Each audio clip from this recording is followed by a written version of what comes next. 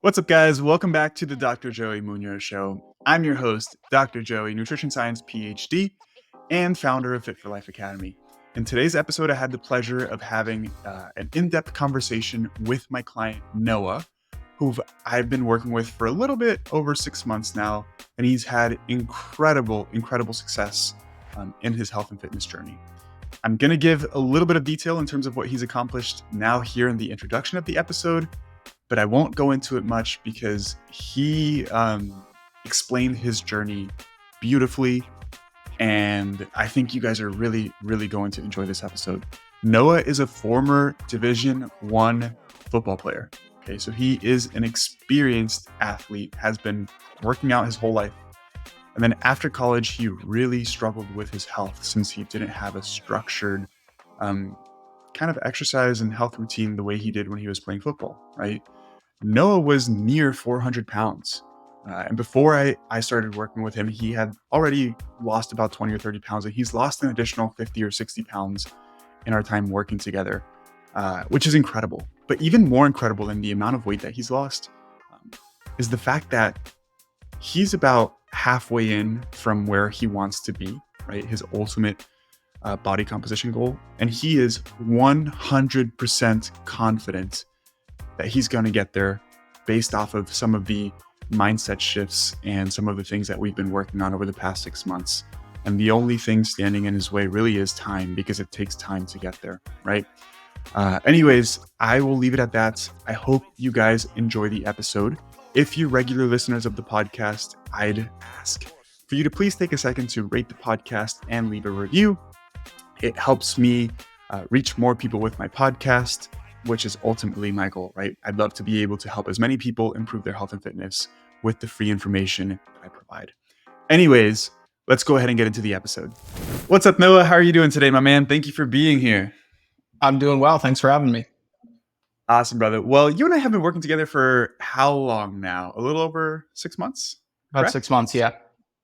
Yeah, and you've made some really great improvements in your overall health and fitness. I know you and I have worked through a couple situations where you've been anxious about nutrition before. And really the main reason why I want to do these episodes, and I did one a couple weeks back with Pasquale, is to hear people or have people hear from individuals like yourself firsthand, right? Because one of the things I do on this podcast a ton is give recommendations, right? But it comes from like a top-down approach. And although it can be helpful, I think listening to information from different perspectives can be really helpful too, right? And so I mainly want to just have a open conversation with you about the progress that you've made so far, some of the things that you've implemented, and how you've been able to have so much success. And I know we're still working on a ton of stuff, but you've really come a long way so far. What are your thoughts on that? Yeah, absolutely. I was probably one of the few people that decided to stick with a New Year's resolution. The beginning of 2023, I was like, all right, I'm going to really commit to health and fitness. And at the start of that, when I look back, I'm like, I had no idea how little I knew about what that journey even looks like. And so what has been in that time, I probably lost close to about 70 or 80 pounds, about 50 to 60 of which has come while we've been working together. Um, and the thing I'm most proud of in that is adopting a genuine belief that, like, okay, this is just going to be the way I live my life going forward. Yeah. And then that's not this horribly burdensome thing, but actually an exciting thing. Yeah, that's a great shift in perspective, right? Because people oftentimes like want to chase what's like very sensational in the moment and don't understand that like really you need to be able to do something for the rest of your life if you're trying to be healthy the rest of your life, right? Before we get into those things, I want to start by discussing. I know you mentioned already you've lost roughly 60 to 70 pounds. Where you were when you started your health and fitness journey and how you got there in the first place too, because you're an athlete, you're an ex-athlete, right? And people often think that people who struggle with their health are people who like have never exercised and never been into fitness whatsoever, and that's not the case at all, right? So how about we start with you sharing a little bit about your background, and then where you started struggling with your health and some of the things that you tried to do at first. Absolutely. So I played Division I football. I was an offensive lineman, and as I mentioned, not knowing what I didn't know, I think like a lot of people that struggle with their weight, there's a lot of shame in the sense of like I should be able to do this. And as a former athlete, I really felt that way because for well into my 20s, I was in really good shape, and like I had this autonomy over my body. I could move it in a way that most people couldn't. And then this structure went away, and I was like, why can't I control this? And I think that prevented me from realizing or accepting that it was kind of a different enterprise. And a lot of the work that we have done has been around the idea that so over that 9 years from the time I stopped playing football to now, I've went through many phases of being like, I'm going to get back into shape.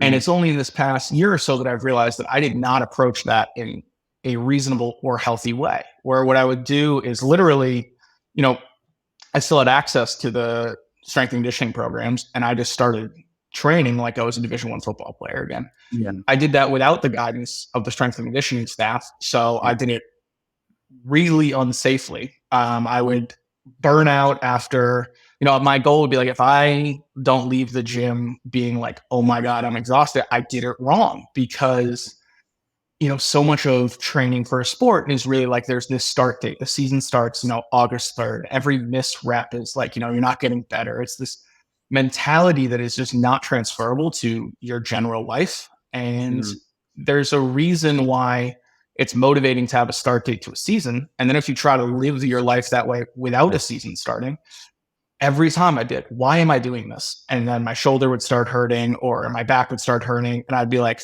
nah, I'm out. Um, and that would set up this feeling of failure and it become very cyclical where I would think of myself like I should be able to do this, and then I would be unable to do it. And there was a big kind of almost shame cycle of that, of like, this should be entirely within, my control. And not being able to do that almost made me want to do it less.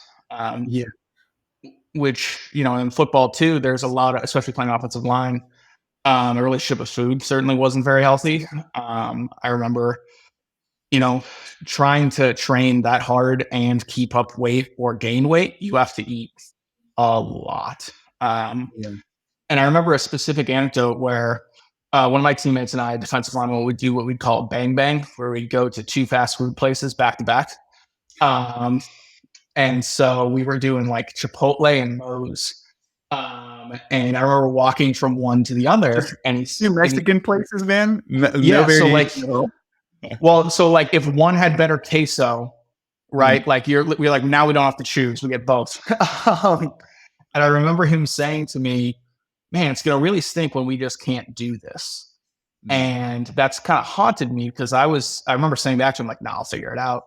And I wasn't able to do that, and it took me a long time to get to a point where I was like, okay, just because I had success in a physical arena before, that doesn't mean I know how to do this. And that doesn't make like my success as an athlete any less real or valid. It's just a separate endeavor I'm trying. So I think like probably for a lot of people, there is a shame and fear aspect. And the big difference for me was being able to finally say like, I don't know what I'm doing. And I need some help. And then being able to be like, okay, how can I view my past runs with lifting like as an athlete as a benefit? It's like, okay, well, the gym isn't new to me. Like, I'm not scared of going to the gym. And so being like, okay, I know how to really dedicate my body towards something. Like, I've been able to mm, do that. And so starting to reframe the fact that I used to be an athlete from like, I used to be an athlete, therefore this shouldn't be hard, to I used to be an athlete, therefore with proper information and guidance and stuff, that this will be something I can manage. So essentially, not letting your ego get in the way, right? Yeah, Yeah, which people 100%. do struggle with, man. Especially, I can see how it can be so difficult when you've had success in a physical arena, like you mentioned previously, and then being like, no, I should be able to do this. And then when you struggle and your ego gets in the way, it's like, what's going on, right? If Um, I can relate to that in different aspects of my life. Like with school, for example, I've always been naturally good at like math and science, and I've been very bad at like reading and writing, just naturally. Um, and it's something that I've improved a ton because doing a PhD, you have to read and write a lot. Now, it's a very logical way of writing, which made it a lot easier for me because that's the way my brain worked.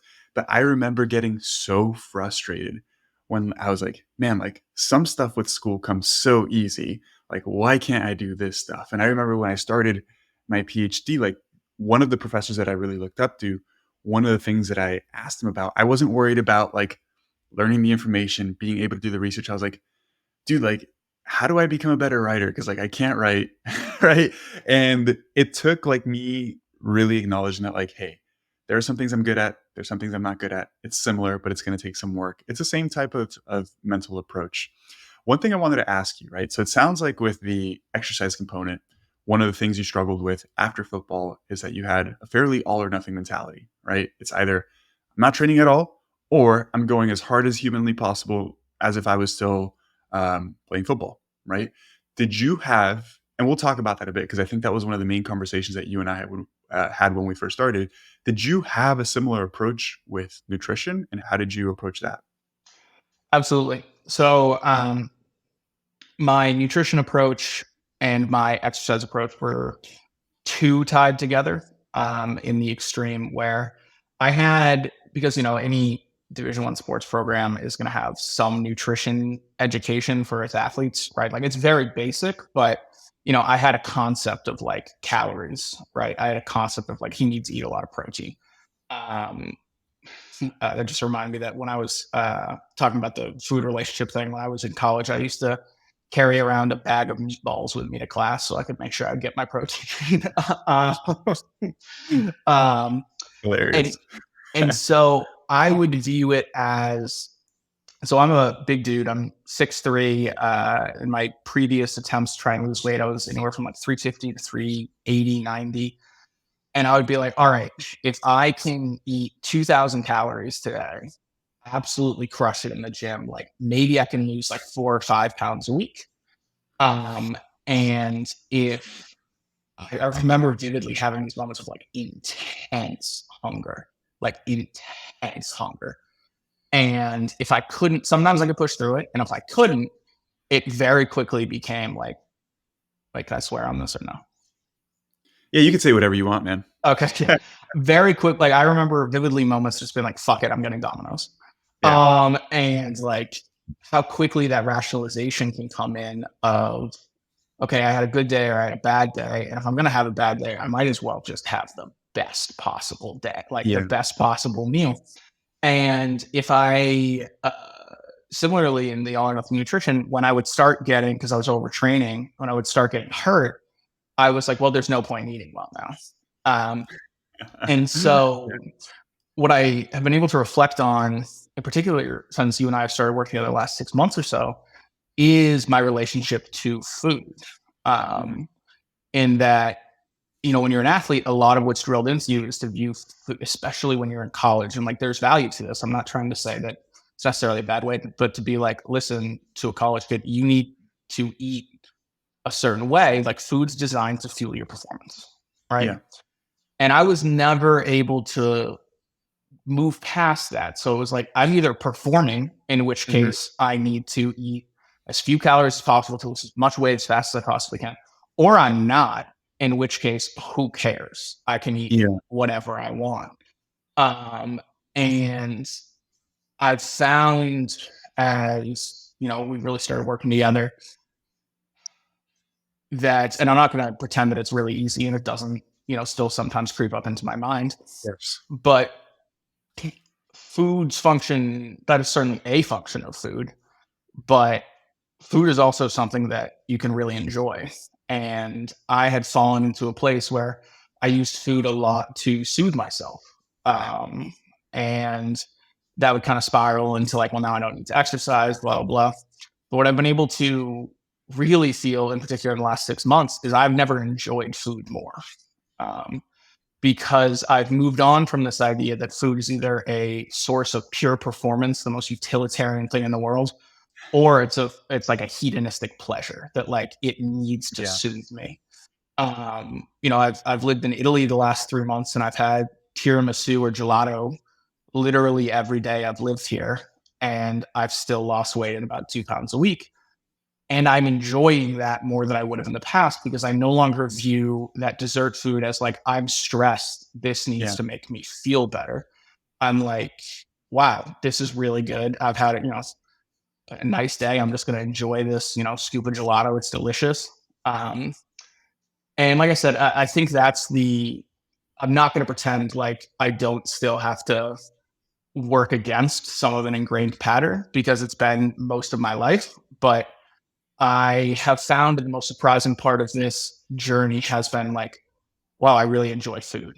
Um, which, I mentioned fear pretty early on. And when we were talking, I never realized how much in my relationship to food I feared even the mild discomfort of not liking the way something tasted. And so I was really closed in the way I ate because it was like, if I try something new, I might not like it, which Yeah. is really silly to say out loud, but it was a legitimate thing I just like couldn't handle because food was supposed to be my source of comfort. And like, if my source of comfort betrays me, what am I going to do? Yeah. And as a result, of shifting that, I've been able to try a lot more foods that I enjoy. I've tried some foods I don't like, and I've been like, who cares? Whatever. Yeah. Dude, yeah, so much good information. And I've actually been taking notes on some things specifically that I want to talk about in more detail. One, I love the fact that you brought up that it's still a work in progress, right? Because I feel like that's one thing people think about. It's like, oh, these people who have had a certain degree of success with whatever it is in life, right? Because we talk about it in the context of health and fitness, but these sorts of frameworks really apply to like anything you're trying to get better at, right? It's always going to be a continued work in progress. I struggle with these things all the time too. Like it's learning how to deal with the struggles in a way that's actually positive, right? And that's going to propel you forward. For example, um, I have thoughts about food, like especially if I'm trying. So to give a little bit of back story to this, when I was a young teenager, I was also fairly overweight, and it was partially because food was comfort, right? I come from a Spanish background. It's like if you're feeling bad, I'm gonna take you out to eat. And not that those things are inherently bad, right? Because our parents don't do those things with bad intentions. But it became this thing where like I would love getting pizza at 1 in the morning and stuff like that. So, and this is in college. Anyways, even now to this day, like I still have to fight some of those thoughts, right? But I know how to cope with them perhaps in a much healthier way. And one of the things I wanted to ask you is, and here before I even get into that, I know my thoughts are always all over the place. I'm sure when people listen to this, they're like, Joey goes in a million different directions because I do. But with regard to continuously working on these things, for example, right now I'm trying to get a little bit leaner because next year I actually want to go into a slow gaining phase the entire year for 12 months. And I want to be in a position where I feel like I am leaner than what I even need to be because I'm going to be gaining weight for 12 months intentionally, right? And I haven't intentionally lost weight in several years, right? And it's funny because as soon as I do, I start to have these like weird thoughts about food. Like I grab something, I'm like, oh, maybe this isn't the best food to eat. Like I shouldn't eat this. It's like, well, like why not, right? And it's this like internal struggle in your mind. And I'm not saying that I deal with it in an unhealthy way at all. I think I have learned to navigate those thoughts and feelings very well, but you still have them and you're likely always going to have them. What matters is that you develop the skills to handle those thoughts and yeah, those thoughts in a positive fashion, right? So what I wanted to ask you is what are some of the main things that have helped you shift your perspective or your relationship with exercise and nutrition? What are some of the things that you've worked on that have been the most valuable? So there have been two things. And One is it changes the view of time. Um, I think in America in particular, but a lot of, I guess, capitalistic society, there, like we even use the phrase like make an investment in your health, right? And Mhm. I understand why we say that, but I think the language around it is actually a little bit misleading and plays into some of the negative or some of the fears that comes with it, which is, at least for me, like I mentioned, I was trying to lose 4 to 5 pounds a week as fast as possible, right? Investments, we often think of there's point A and there's point B. In the middle, who cares, right? Like if you make a Mhm. financial investment and you've lost money and then one day you have a 10x return, who cares, right? You Yeah, yeah, got yeah. to point B. As I slowly started to make progress, I'd say like the first 3 weeks we really worked together, I was like, wow, I had lost what, like maybe 5 or 6 pounds, but I can already see that I feel better throughout the day. And so it's not that I get this reward at like the end of the rainbow, which feels so far away and Yeah. like hard to conceptualize. Like right now, I'm about halfway to my goal weight. If you had asked me how I was going to feel at that point 6 months ago, I would have probably, to be completely honest, been like, I will be nervous that I'm not going to make it. Like it's going to be a grind. What I've actually felt is like I am reaping rewards of that like right now.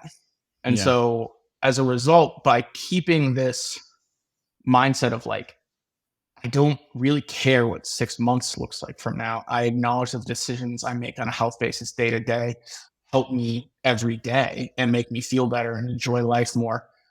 That's helped me. And then point B in the mindset shift has been really just taking a step back to do like a meta cognitive analysis of like, why do I think I'm feeling this way? Like I've mentioned fear a couple of times, Mhm. and there's a lot of that, at least for me in this process. What if I fail? Right? What if I just can't do this? What if I'm just someone who can't do it? And that prevented me from taking a lot of positive steps of being like, I need to seek out new information because there was this idea like, if I do it, and for full transparency, when we started working together, I definitely had that fear because it was like, okay, this is a very formal kind of approach, right? Like I'm Mhm. hiring a coach. What if I can't do it with this personalized help? Like, what am I going to do? Yeah. And that fear I find revolves or underlies most of the, I don't even want to say temptation, but the maybe maladaptive thoughts surrounding food. And so if I can take a step back and acknowledge it and think it through, I find that I think just in general in life, if we understand something better, it's less scary, right? Mhm. Um, and so I've found that to be really helpful. And I've been able to also adapt to this idea that like there's nothing in my life I do perfectly every time. And it's kind of delusional to think that, oh, I'm just going to all of a sudden be this like wildly healthy person who never makes unhealthy choices. But when you're starting from a point where you have not ever had a healthy relationship with food, I think you kind of think that that's Yeah. how really healthy people live. And you're like, Yeah. oh, I'm not going to be able to do that. Yeah. And so I've found that trying to be almost easier on myself of like there have definitely been a couple of times where I've knowingly been like, this is gonna put me over my calories for today, whatever. Yeah. Um, and that has allowed me to slowly every time I do that, I would say the next time becomes a little bit easier because I've proven to myself, all right, I can make these types of choices. I can think about my health this way, which at the starting point of this, I did not know I could do. Hey guys, some of you may not know that I'm the scientific advisor for a supplement company called Outwork Nutrition. I help with the formulation of new products to help ensure that they're effective and backed by science. Unlike many other supplement companies out there, we don't rely on exaggerated claims or flashy marketing tactics. Instead, we let the science speak for itself. We take pride in formulating products that deliver real results, helping you achieve your fitness goals in a meaningful way. If you're in the market for supplements like protein powder, pre-workout, or recovery products, make sure to check us out at outworknutrition.com. And as a thank you for being an avid listener of this podcast, use code Joey for an exclusive discount at checkout. You can find the link to our website down in the description of this podcast episode. Remember, our goal is to empower you with science-backed supplements that truly make a difference. Choose Outwork Nutrition and elevate your fitness to new heights. Yeah, dude, that's a great point to bring up. I want to talk about the fear of failure, right? Because I think this is something that, again, holds people back from taking action in many different aspects of life, right? Like, dude, me quitting my job and starting my own company was really scary, and it's still really scary. You almost need like a little bit of a leap of faith at the beginning, right? And have like an inkling of belief that you can do it. Because if you truly believe that you can't do it at all, you're probably not going to take that step because you really strongly believe that you won't, right? But the more I do it, the more I see that I can do it, right? So I like the phrase believing in yourself, like believe that you can do it, right? As the first step in even embarking on a journey. But you almost have to, this is the wrong term, but I guess it paints a picture, almost fake that you believe it, right? And the thing is that like when you start doing it, then you actually start believing because you start to see the progress that you're making. You and I have talked about this multiple times that I have no doubt you'll get to where you want to get to. All that's standing in the way now is just time because it takes time, right? It doesn't happen overnight. But like you have all the behaviors in place, you have the right mindset. It's just the consistency. And actually, I think one of the first situations, at least that I can remember, and tell me if I'm wrong here, where you shared with me how much, what's the word here I'm looking for? How much more confident you felt with all this stuff was when you had your brother's wedding, right? So that was probably a couple months of us working together. Noah, you were absolutely killing it, but you were in a very controlled environment, right? Up to that period of time, you were pretty much in your comfort zone at home, being able to focus on everything with nutrition. You had a lot of control over the foods that you were eating. And I think this was the first time you were going on a trip. And you had mentioned to me that you were nervous and anxious because previously, when it came to situations like this, you were never really able to control yourself around food, right? And then you would have all of these negative emotions around your behaviors, and it just wasn't healthy, right? Physically nor mentally. And you and I had a conversation about this. And one of the things we said was like, one, just chill out because it's not that big of a deal, right? I think that relieves so much stress from people because people feel like they have to be perfect. It's like, if I'm on this health and fitness journey, no matter what happens, I need to be perfect. And nobody does that, right? So, one, it's like just allow yourself to have foods that maybe you typically don't do. It's just the weekend, it's not that big of a deal.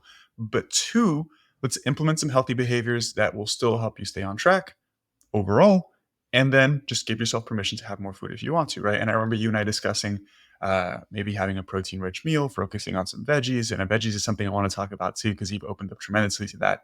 Maybe getting some more steps in and being a little bit more active, and then again, allow yourself to have some more food because you've been doing so well. It's just a couple days, and when you came back, I remember you telling me that it was the first time that you felt like you were in control, right? And that gave you a ton of confidence. Then continuing to navigate moving to another country, being in a place where you have, I would say, some similar foods, but many very different foods, right? Do you mind touching on that a bit? 100%. Yeah. That was definitely, I was able to be aware because I think we were month, 6 weeks, whatever, not super far in, but we made, we were working together for a decent amount of time. And I made the commitment that like, this is a different approach that I want to take. And this was obviously a challenging thing because I had become aware of the not great relationship I'd had with food, especially around like festivities, for lack of a better Yeah. term, because it was like, okay, this is supposed to be an enhancer of the festivities. The more I eat this good food, the happier I'll be, the more fun I'll have, Yeah. blah, blah, blah, blah, blah. And two things really helped me with that. One was having this better idea of like, I am not sprinting to accomplish this. Because I think if you have this idea, or at least for me, I don't want to speak for other people. When I was like, I'm going to lose 5 pounds in a week, if you have the belief that you can do that, then you also have the inverse belief, which is like one day or one weekend is going to ruin the entirety of your progress, right? Yeah. Like if you're like, I can make life changing progress in a weekend, you have to believe you could ruin it. Yeah. Um, That's a and great way of so, putting it. yeah, so I had kind of, I reminded myself like, well, that's ridiculous and not true. And then two, it became easy pretty quickly at like the rehearsal dinner when we had like a barbecue kind of cookout type of thing. And I realized like, okay, I have a different view already of what the function of this is, if that makes sense. That like this is tasty food that we're gonna sit around with people we care about and enjoy it in a way that, people have been doing since there've been people, right? I'm not going to, it's not here for me to be like, this is gonna make me happy.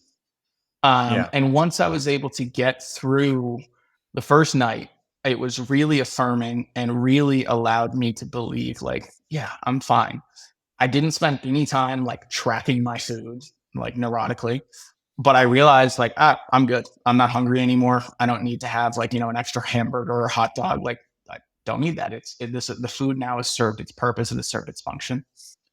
And number two, it gave me, I think this is inevitable in any new journey that people embark on, is getting over a first big hump that you're scared of gives you this idea of like, maybe I can do this. Yeah. And so I was more active. I played tennis in the morning, stuff like that. And it became more natural and more comfortable. And then going forward, I was able to be like, yeah, it's really not that big of a deal, because I think when you start off in this journey, based both in fear and ignorance, you become really hyper focused and anxious on what every meal can be, because you're like, I'm now dedicated to this. I'm all in. I'm going to change my life in Yeah. this way. And it's almost inevitable that you have to think that way because you don't have the empirical experience to be like, hey, every meal isn't going to make or break your entire life.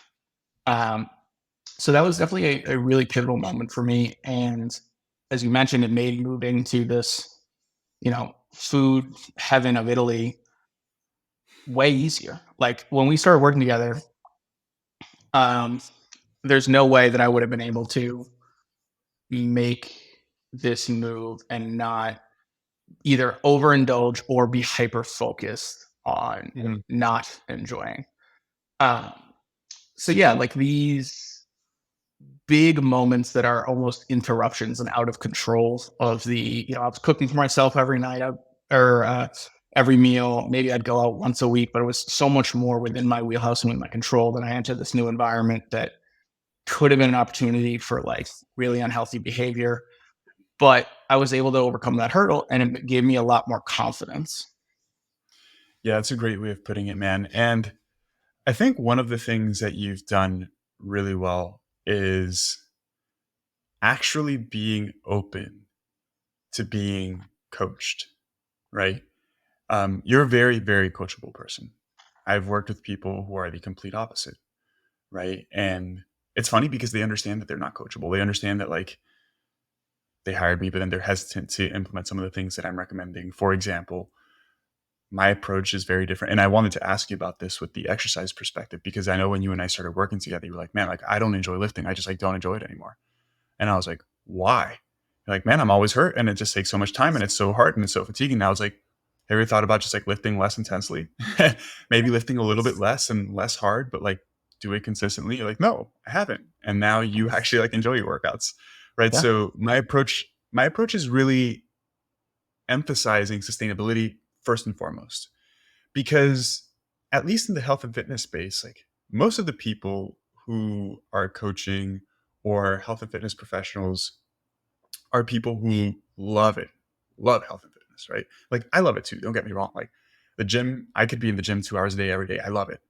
But I understand that not everybody does. And it's not necessary, right? And I think maybe people have had prior experiences working with that type of person and they don't know anything different, right? And so this idea of like, hey, let's just do a little bit less, it's still going to be effective. With nutrition, let's not be so rigid. Let's just have some certain behaviors in place. Prioritizing protein and veggies at most meals, having a fairly regular meal schedule, counting your calories, but giving yourself flexibility if there's a special occasion. It's a much more laid back approach, but much more sustainable. And you've been really open to that, right? So, um, obviously, I've helped guide you with many things, but I think your overall perspective of like actually implementing these things has been a huge component of your overall success too. Yeah, I really appreciate that. I think, as cliche as this may sound, on any journey of this, I guess, significance, because it is, really significant, Yeah, you have to, or at least I had to reach a point where I was ready to do it, where I like to think that, if you and I had started working together when I was like 25, I would have, avoided my late 20s being unhealthy. I don't think that's true. Like, I just don't think I yeah, was ready to, I think I almost needed to exhaust the idea of being able to do it myself and reach like this almost conflict with the objective world that, all right, I need some help doing this. And I think that and I feel bad or like a broken record, just going back to the fear point, but I had I had to reach a point where I was more afraid of not trying than I was of trying and failing. Um, and I knew that trying meant finding someone who knows more about this than I do, and then being willing to do what they say. yeah, Um, and if that failed, okay, like yeah, whatever, I tried. And I think that what's kind of unfortunate, I guess, for lack of a better term, is that you, or at least I needed to really be in that right headspace, that right point in my life where I was ready to say, okay, I'm all in on doing this. Even if what I thought it was is completely different than what I think now. Like I was that willing to try to change things. And if there's anybody listening that's, I guess, considering making like this type of uh, lifestyle change, I would encourage them to really do like a sort of self inventory on why they want to do this and what they're willing to do for it to work. And I don't mean like intense, crazy fad diet type of stuff. I think in many ways that's almost easier to do because it feels like a guarantee. Like you can really easily talk yourself into something where someone is like it seems intuitive, right? Do this crazy thing and you'll get this crazy result. Not to, I don't mean to throw stones at one, but I think that's kind of an easy way out instead of accepting like this reality of life that, hey, things are hard and take time and you don't know everything. Um, so for me, at the very least, I had to get to a place where I was I remember thinking it to myself before our first call, like, okay, this is definitely me being like, I'm all in on this. And if this doesn't work, I don't know what's going to happen. But I'm more scared of not trying than I am of admitting I don't know how to do this on my own. yeah. And I'm happy you brought up the fact that it's difficult, right? Because like anything worth accomplishing has a certain level of difficulty. Obviously, some things are more difficult than others, and to different people, different things feel more difficult than others. But regardless, it requires effort. It requires a certain degree of sacrifice. It requires time, right? You have to prioritize these things. And that's a great point to bring up that I always talk about because, yeah, following for lack of a better term, a cookie cutter plan, right? Where it's like, just do this and you get this outcome. It like almost removes the effort component of it, right? Because it's just like, oh, this is just what I do. But the thing is, like, that's not life, right? Like, what do you do when you couldn't follow your meal plan or whatever, right? That's a horrible example, but you actually have to learn how to live a healthy lifestyle. So, in essence, you literally have to change a lot about your lifestyle, right? And that includes nutritional changes, but also includes mindset shifts. It includes perhaps changes in the way that you exercise, right? It maybe means that you have to commit to being a little bit more physically active. And there's no way around that. Like, there's literally no way around that because everybody or most people who have attempted weight loss haven't tried some of these cookie cutter plans. And they may have some success for a period of time, but you definitely don't have long term success. And it's because it literally does not teach you anything about these other things, right? And I'm happy that you brought up the idea of like being in the appropriate mental space to actually undertake this, because I've worked with clients before where after a couple of weeks, it's very apparent that they're not in that position, right? Or that what they mentioned is a priority to them just like really isn't, right? Because like, hey, okay, first week working together, maybe you had some events come up and like you weren't able to track your nutrition. Okay, no big deal. But then it happens week 2, week 3, and week 4. It's like something's got to give. And if you're unwilling at the beginning to say like, okay, things have to change about my lifestyle, good luck. Or maybe people realize that like their goal really doesn't mean a ton to them because they're unwilling to make certain changes that are necessary, right? I've worked with some clients, and this has happened multiple times where, like, let's be honest, alcohol is pretty calorically dense, right? And if they simply shifted their drinking behaviors, it would improve their health a ton. And I'm not the type of person to tell you, like, hey, you can't drink because that's silly. But they're having maybe like half a bottle to a bottle of wine every single night. And it's a social thing because they get together with friends. It's like, that is just gonna deter from the goal that you want dramatically. And maybe that's okay. Maybe that's a lifestyle you want to live, but you have to realize that if you want this, like that, those two things can't coexist, right? And it's a difficult thing to come to terms with. Yeah, I absolutely get that. Like, this might sound odd, but it reminds me often of a line from the Declaration of Independence, which is Jefferson says that mankind is more disposed to suffer while evils are sufferable than to right themselves by abolishing the causes to which they are accustomed. And he's obviously talking about like macro governmental changes, but yeah, I think it really is applicable where I mentioned like a fundamental conflict with objective reality. And what can be tough is, at least for me, for a lot of this journey, I was like, oh, I need to change something, but it didn't feel like an imperative because like I'm okay enough. Right. Mm, And if you don't get into this mindset of, okay, I don't want to be a person who just lives their lives as okay enough, that to me is a greater level of suffering, for lack of a better term, than it is to be willing to make the necessary changes, which are going to be scary and they're going to be painful. Um, if you can't get to that mindset, nothing's really going to change because it doesn't feel worth it because you're just not, you don't have that external imperative. And for me, fortunately, that's kind of why I mentioned why I don't think if I tried this 3, 4 years ago, it would yeah. have gone the way it's going now because I just wasn't at that point of seeing this fundamental conflict with objective reality. And what I would say to the difficulty aspect of it is I certainly don't want to pretend that it's easy. It is simple, which is, I think, not somewhat intentionally not reflected in much of like the fitness, social media fitness industry. It's much more simple than I thought it would be. But the things that are hard are different than what I thought they would be. Yeah. Um, the things that are hard have been a lot of like really powerful and valuable self insight and like gaining self knowledge. And that's harder to me, at least, than going to the gym consistently or for, you mentioned vegetables where I was like, all right, let's give it a shot. I hate vegetables. I never, I used to joke, that it was a myth that you needed to eat vegetables to be big and strong because I made it to a Division 1 offensive line and I didn't eat a vegetable my entire teens. And so like trying to learn to eat vegetables has not been as hard as I thought it would be.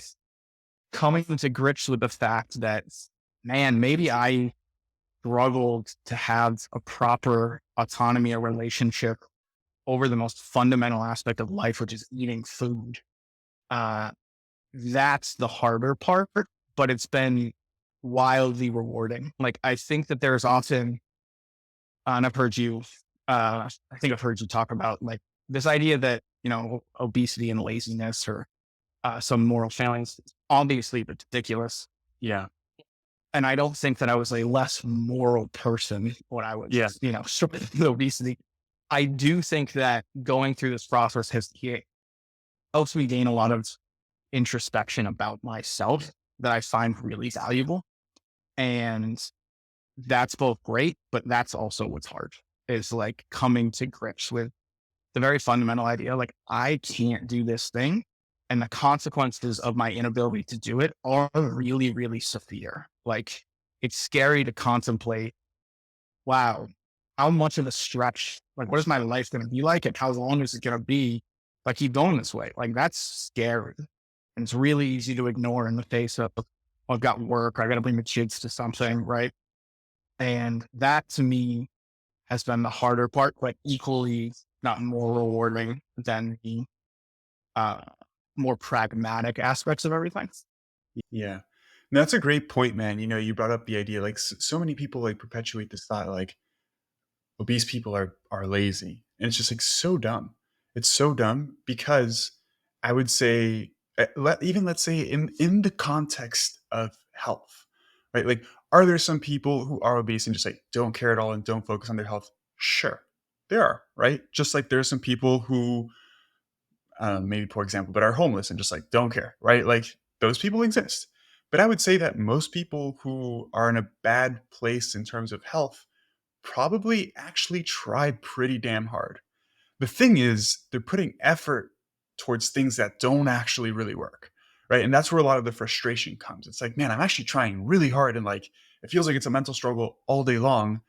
And that's actually part of the issue. It's like health and fitness is one aspect of your life. It shouldn't be your entire life. So when it's the only thing you're thinking about and you're trying so damn hard to be perfect with this stuff, that's just like when you inevitably burn out, right? Some people can do that for longer than others, but in general, it just doesn't lead to the type of results that you want long term. I think that's a great point to bring up. And you know what you mentioned about veggies? This is the exact example that I was thinking of when I said that you're very coachable. It's similar with like the example of alcohol, right? Like I told you, man, like, listen, veggies are important. There are some ways that you can cook them so that they taste better. And you told me, like, I don't like any vegetables, but I'll give it a try. And I think it was maybe that day or the day after you actually prepared some stuff with some of the recommendations. You're like, this is not that bad. And now you eat them regularly, right? Like, that's what I mean about being coachable and actually implementing this stuff because some people know the stuff that they need to do and then they just like even then they don't they don't, right?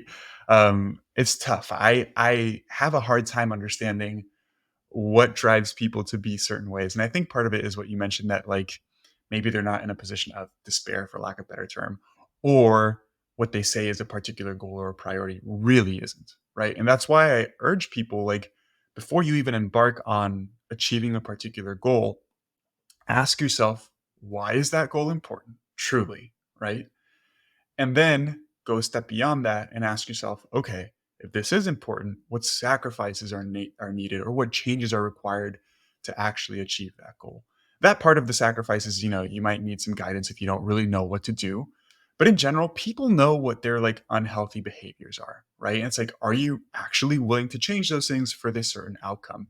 And typically, the more in despair you are, the more important your why is, the more likely you're actually to do it, right? Because oftentimes when I talk about this, people think that I'm saying that vanity based goals, uh, like people shouldn't have vanity based goals. And I'm not saying that at all. Like I have vanity based goals.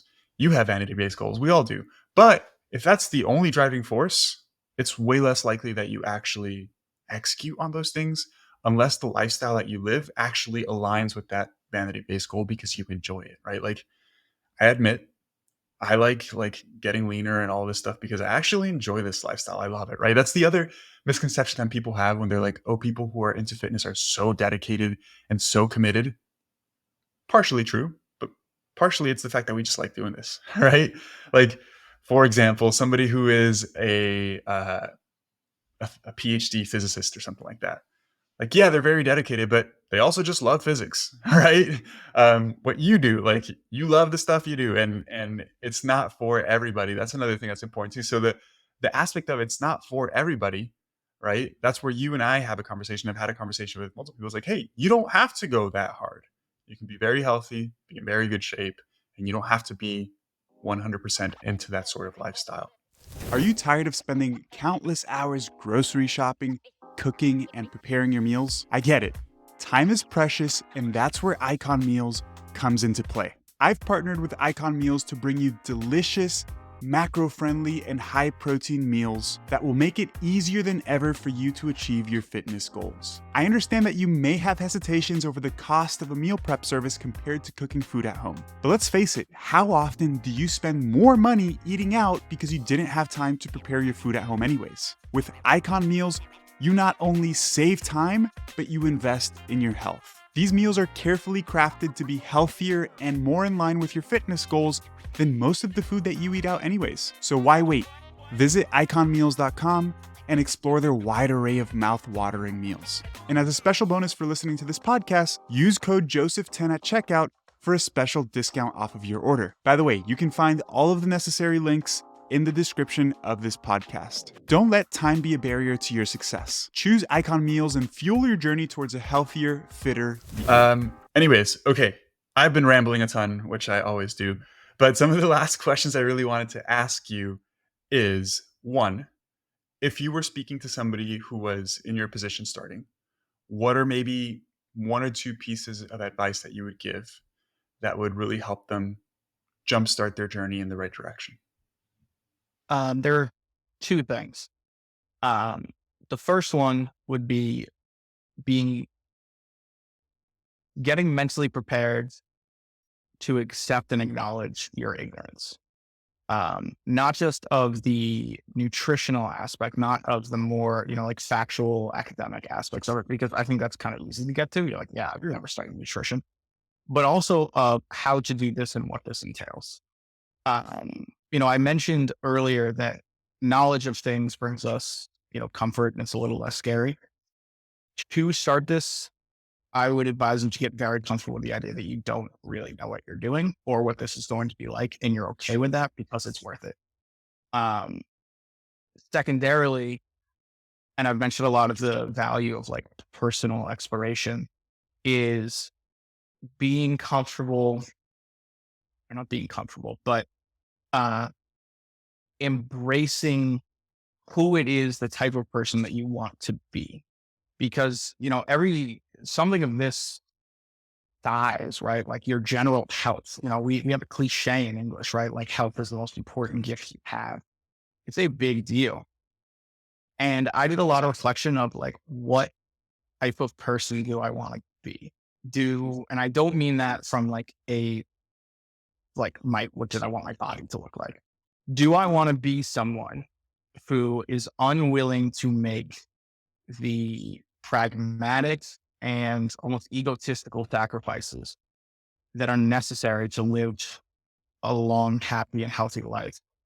Or do I not want to be that person? Because it kind of comes down to that. Yeah. And it's kind of that simple of asking yourself generally, what type of person do I want to be? And do you want to be the type of person that shies away from discomfort? Probably not. Do you want to be the type of person that's unwilling to make sacrifices for something that's really important, that doesn't just affect you, but your entire family, your loved ones? Like, Yeah. I don't even just mean the extreme extent of potentially like dying early, but also just your general quality of life. Like I found, um, in this move to Italy, my parents have come over and visited. We've been able to do so much more stuff I wasn't able to do before. Like that's a genuine impact in a relationship with your loved ones.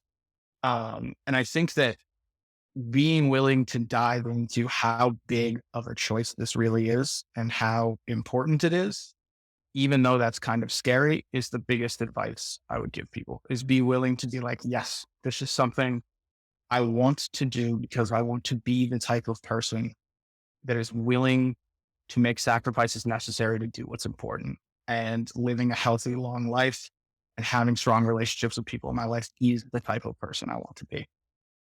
Yeah, that's a great point, man. It's yeah, because people often don't think about when they think about like affecting loved ones, they're just like, oh, if I die early, that's the only thing they think about, right? But like, what about your day-to-day activities, right? My aunt's in town right now, and my aunt unfortunately is not in the best health, and she struggles to even like walk for a good amount of time, right? And even just last night, we were out. and we go to this place that has like a big open green area, and we took the baby, and our son's 15 months old. And my wife and I were just like running around, playing with him, like picking him up, having a good time.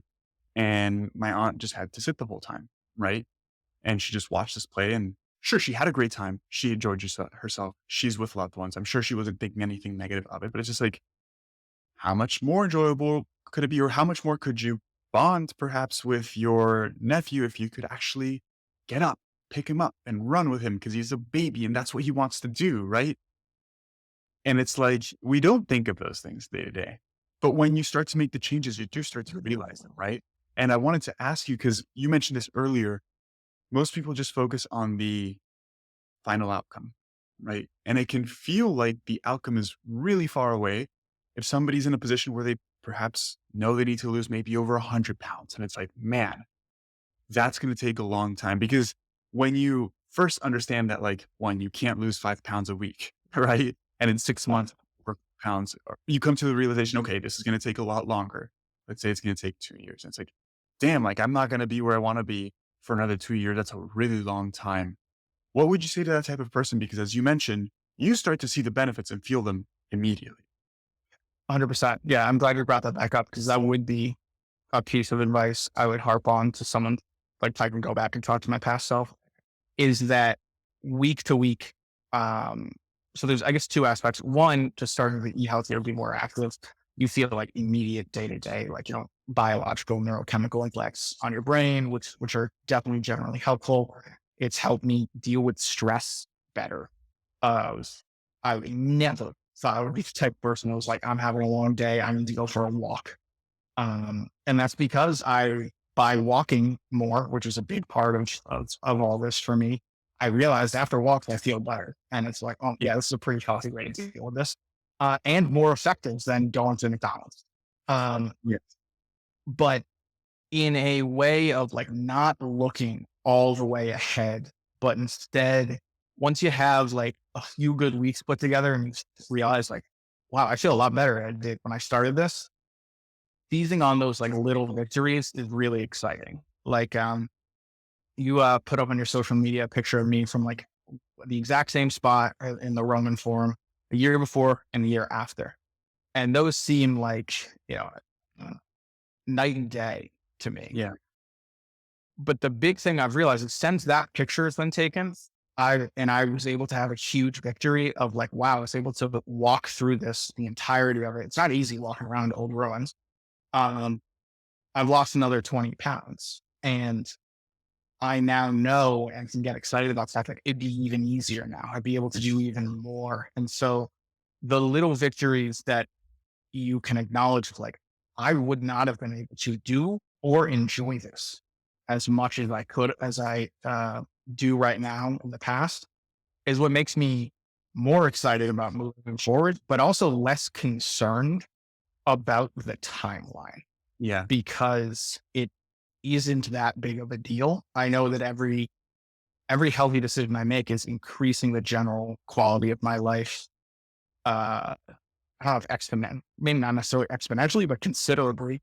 And the think again, when we use words like make an investment in your house, or we have this general idea, and again, I do think a lot of these crash diets are kind of an easy way out, that the end is where all of it comes from. That's where the joy will come from. If you're stuck in that mindset, then like Good you will luck. never make it to the other Mm. side. And I think that we have to challenge, again, I mentioned like, kind of a lot of the American cultural upbringing is very much outcomes oriented. Mm. And we're all very much programmed to think that way. And I'm not even necessarily saying that on a grander scale, it's a bad thing, but I don't think it's helpful in this. And that I think that every little victory, I know for me, celebrating little victories, which was something I used to be against because I used to be like, why would I celebrate losing 10 pounds and I have 9 more to go? Um, that's not helpful. And it's not helpful because it's not true, if that makes sense. Like losing that much weight has made me a healthier, happier, more, I guess, more capable person in a lot of ways. And that denying that He's kind of denying the reality that you're living in. Yeah, dude, that's such a great way of putting it. I recorded an episode with a friend of mine a couple months ago. His name's David Roden. And I'm not sure if you've heard of David or follow him on social media. Anyways, he's lost, by the time he was like 15 or 16, he was over 400 pounds. And in a decade, so it took him 10 years. No, it took him a couple years. He lost over 200 pounds, but he was able to maintain his weight loss for over a decade, right? Like he lost 200 pounds, but he's maintained it for over a decade. And this is one of the reasons why when I check in with clients, especially when I first start working with somebody, I really make it a point to emphasize, you're doing good. This is the progress that you've been making. This is awesome. Like really motivate the person because it is incredibly important to start enjoying the process right off the bat, seeing immediate results. It's funny because you mentioned that like things that are goal oriented, you just focus on the goal. But and it's hard to focus on the process, I guess is the word. But when you start focusing on the process, you could actually start enjoying the rewards right away. And that's a big aspect of it. And when I spoke to David, he literally told me that the number one thing has aided in his success was just celebrating every single small win. And he, maybe a little bit excessively, but for example, he was in college and if he served himself a healthy meal at the food hall, he told me he would literally stand up, high five himself and say, good job. A little bit extreme, right? Like you don't have to go to that extreme, but it just shows that like, man, like these small wins, if you like tell yourself you're doing a good job, it's enjoyable. And I think the real big aspect of it is that you're actually taking, even if it's a split second, to reflect on the fact that you're doing the right things and making progress in the right direction. Because oftentimes when you're only focused on the objective and maybe that marker that you're using to measure that objective isn't moving in the right direction for a week or two, you're just like, oh, I'm not making any progress. But it's because you like don't think about the stuff that you're doing day to day at all. Right. So I think in many ways, it helps you feel like you're actually making the progress that you want to make. Right. And it makes the whole process more enjoyable. Yeah. All right. Go ahead. Sorry. Yeah. If I could just add to that, for me, at least in my previous, I guess, refusal to celebrate small victories, it was still hiding behind in many ways, like kind of ego and fear aspect of being unwilling to fully accept this is hard for me. I know that it's not hard for other people. And so I was like, well, if I just celebrate losing a couple of pounds, like that's Yeah. kind of pathetic because it's so easy for everybody else. They just kind of know it's not a big deal for people. And kind of go back to again the idea of being in the right mindset of ready to go on this big journey of just fully acknowledging with yourself like this is not easy for me. Yes, it's not hard for other people. I'm not one of those people. Denying that is only going to make it harder. It's not impossible. Yeah. And also I mean, this ties into it, like, cause I was thinking about personal experiences in terms of things that I struggle with.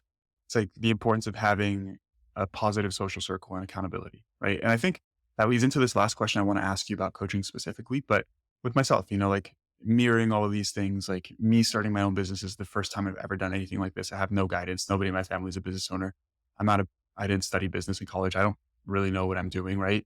And even small things like making the landing page for my coaching service. It's like, that is like one small step out of like a million different things I have to do. And it even feels silly, like celebrating that. But usually when I finish my work for the day, I share with my wife the one little thing I did for the day that maybe advanced things in the right direction. And it's so small. And I usually don't even think about it. My wife is always like super enthusiastic. She's very energetic. She's like, oh, that's awesome. Like, congrats. I'm so proud of you. Even if I told her like, I don't know, like I got one new client or I just like put this thing on my website. The most small thing, right? Like she always celebrates it. And that helps a ton because if I felt like I had a bad day or like I didn't make much progress, seeing somebody else be excited for me, I'm like, okay, I should be proud of this. I should be positive and just continue to make a little bit of progress every day.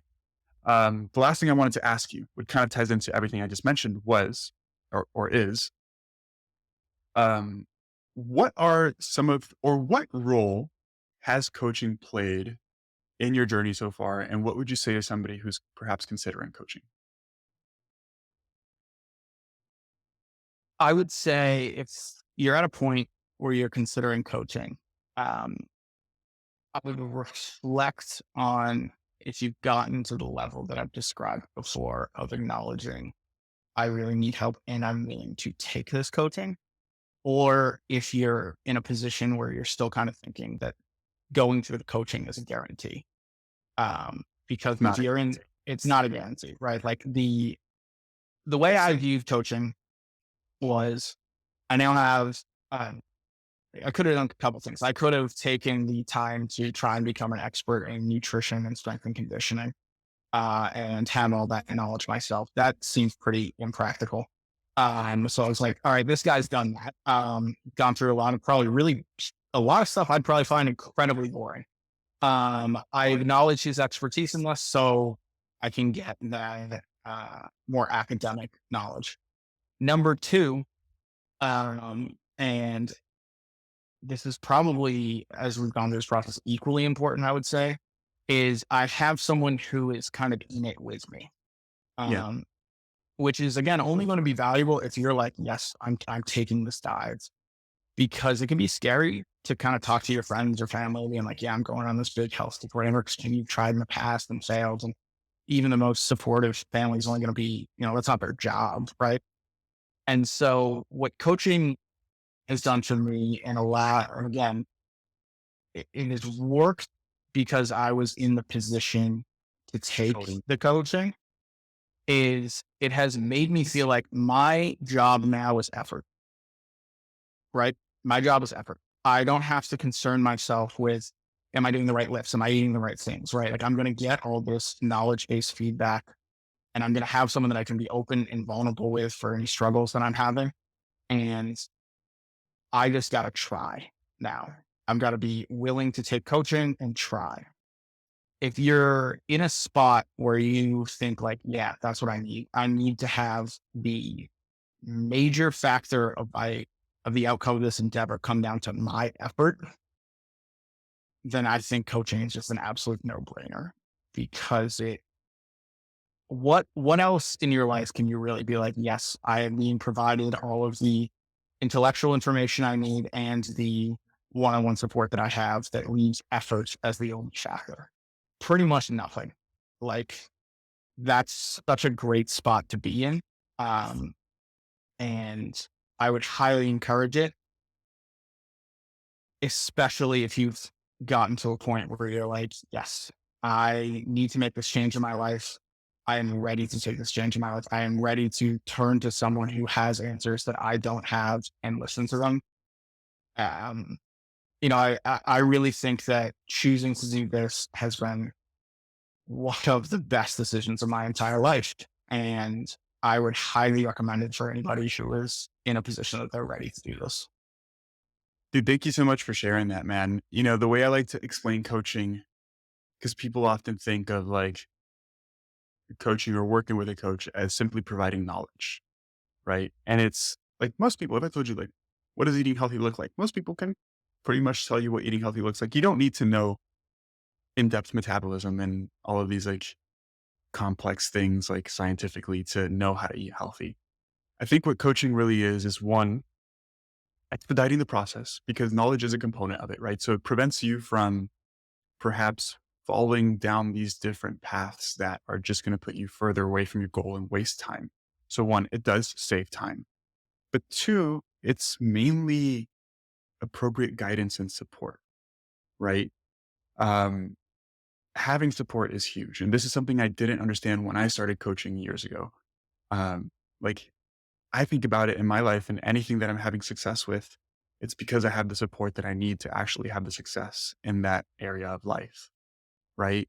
And even small things like the conversation that we had around your brother's wedding, conversation that I've been having with newer clients around Thanksgiving, which is very similar conversation to what we had. Um, Making sure you stay on track, right? Because we all fall off track, and talking about a couple things that you're struggling with to get you back on track.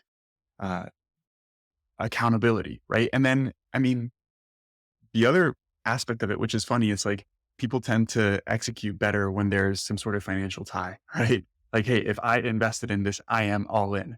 And of course, like coaching isn't free, right? And so I think that aspect too helps people perhaps be like, okay, I'm actually committed to this. I've financially invested in this thing. I'm actually serious about it, right? And that's how I felt too, hiring. I've hired a business coach to help me with stuff, right?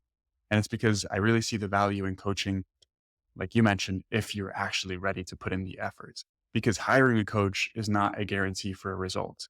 I've had that experience before. And that's why I have a consultation with people before I start working with them to see what sort of mindset they have in terms of their particular goal, right? Anyways, man, I appreciate you a ton for being here today.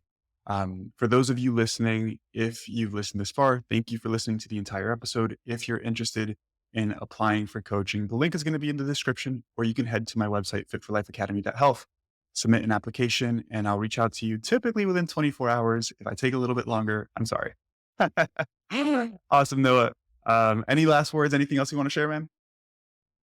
Um, just to reiterate that I believe that embarking on this journey is hard, but absolutely worth it in a way that is beyond just like your physical health. Yeah, I couldn't agree more. Anyways, dude, thank you so much. We'll stay in touch. See ya. Awesome. Thank you.